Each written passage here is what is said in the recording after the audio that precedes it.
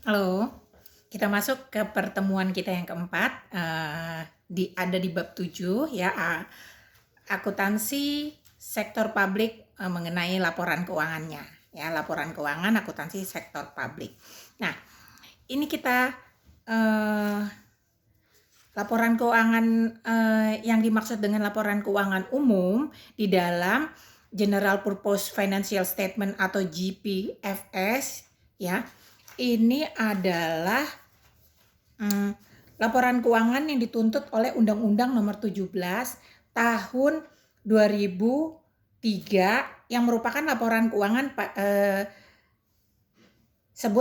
yang biasa disebut dengan laporan keuangan umum.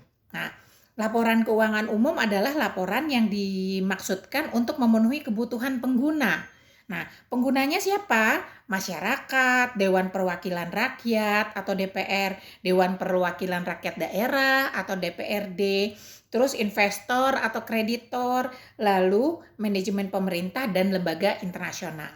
Itu tadi ya.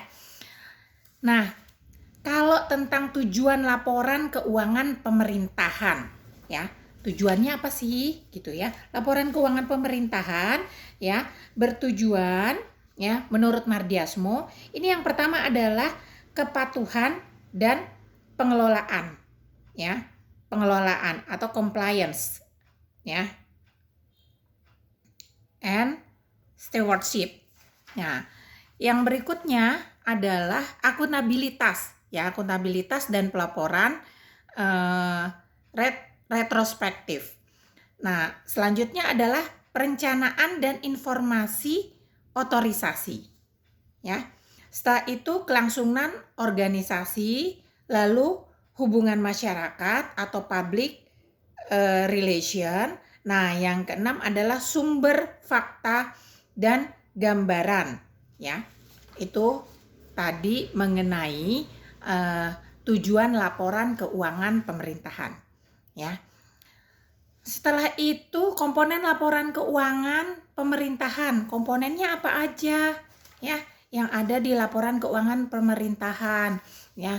Yang pertama adalah neraca atau laporan atas laporan keuangan ya, neraca atas laporan keuangan. Yang kedua adalah laporan operasi atau laporan aktivitas atau laporan realisasi anggaran. Nah, inilah perbedaannya dengan laporan keuangan perusahaan biasa ya. Nah, di sini ada laporan operasi atau laporan aktivitas ya. Nanti ada contohnya di situ ya.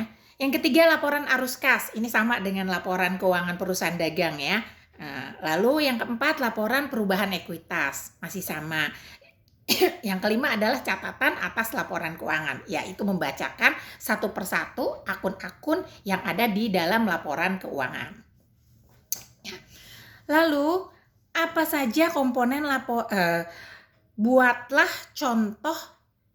Nanti kalian disuruh buat contoh ya mengenai neraca dan laporan aktivitas sebuah yayasan pendidikan nirlaba sesuai dengan PSAK nomor 45 ya. Itu contohnya ada di halaman 130 ya.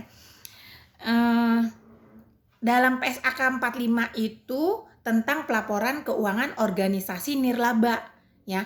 Nah, kalau tujuan laporan keuangannya ya, tujuan utamanya adalah menyediakan informasi yang relevan untuk memenuhi kepentingan para penyumbang ya, penyumbang, anggota entitas nirlaba, kreditor dan pihak lain yang menyediakan sumber daya bagi entitas nirlaba ya. Terus laporan keuangan entitas nirlaba apa aja sih ya? Tujuannya ya apa saja sih? Nah, tujuannya itu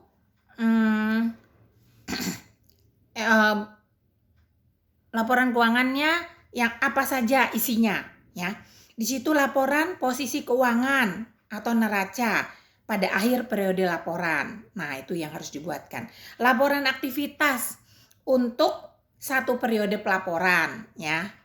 Terus laporan arus kas untuk suatu periode pelaporan. Lalu terakhir adalah catatan atas laporan keuangan. Nah, kalau ini versi dari PSAK nomor 45 ya. Isi dari laporan keuangan itu apa aja gitu ya. Nah, kalau klasifikasi laporan keuangan ya, menurut PSAK nomor 25, prinsip standar akuntansi ya, itu adalah yang pertama, laporan keuangan menyajikan pendapatan sebagai penambah aset ya. Aset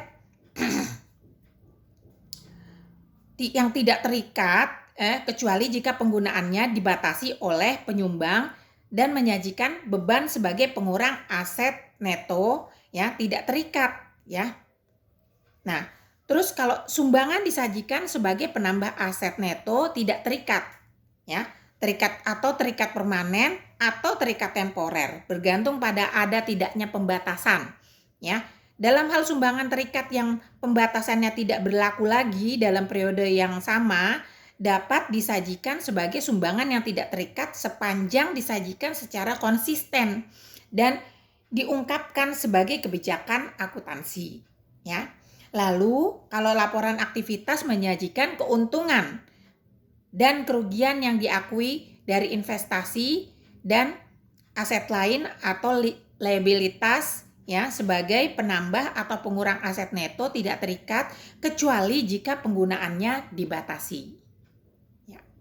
Sekian untuk penjelasan yang ada di laporan keuangan sektor publik.